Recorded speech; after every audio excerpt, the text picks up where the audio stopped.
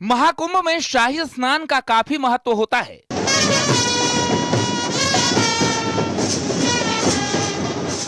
शाही स्नान में सबसे पहले नागा साधु स्नान करते हैं। नागा साधु सिर्फ कुंभ में ही नजर आते हैं। इसके बाद नागा साधु कहीं दिखाई नहीं देते हैं। प्रयागराज में 13 जनवरी से महाकुंभ शुरू होने जा रहा है।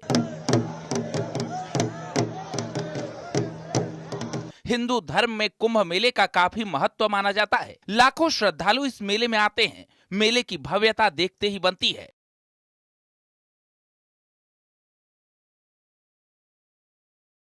लगभग 50 दिन तक चलने वाले इस महाकुंभ में 6 शाही स्नान होंगे। शाही स्नान में सबसे पहले अखाड़ों के साधु संत स्नान करते हैं। महाकुंभ में 13 अखाड़ों के साधु संत आते हैं। इसमें सबसे पहले नागा साधु स्नान करते हैं। इसके बाद बाकी लोग स्नान करते हैं। कुंभ 12 साल में एक बार होता है। नागा साधु कुंभ में अपनी परंपरा और रिवाज निभाने के लिए आते हैं।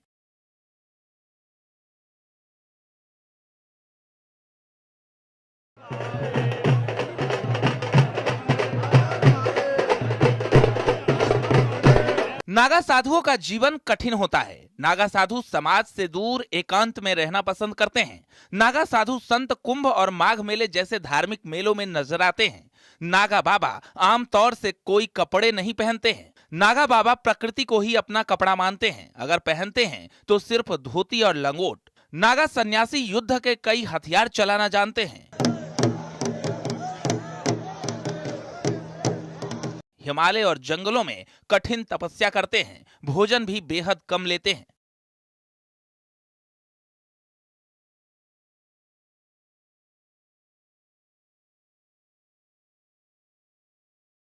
नागा साधु अलग अलग अखाड़ों से जुड़े रहते हैं। नागा साधुओं को शांति में तप करना पसंद होता है। नागा साधु भगवान शिव के भक्त होते हैं।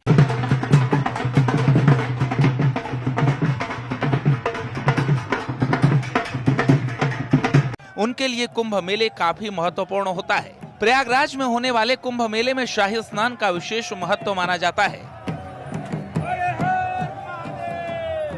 नागा बाबा को इस मेले में गंगा, यमुना और सरस्वती के संगम में स्नान करने का मौका मिलता है। माना जाता है कि यहाँ स्नान करने से आत्मा भी शुद्ध हो जाता है। नागा साधुओं का कुंभ में स्नान करने का धार्मिक महत्व है।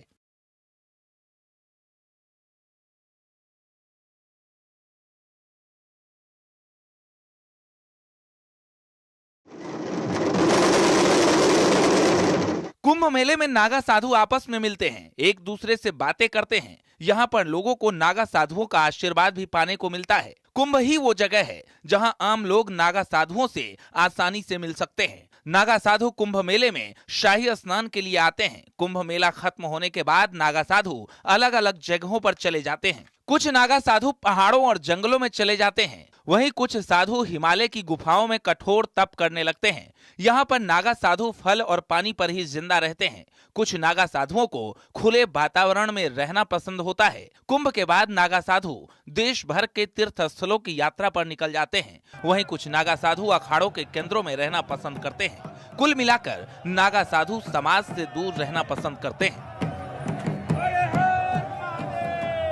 Bureau report, news 18।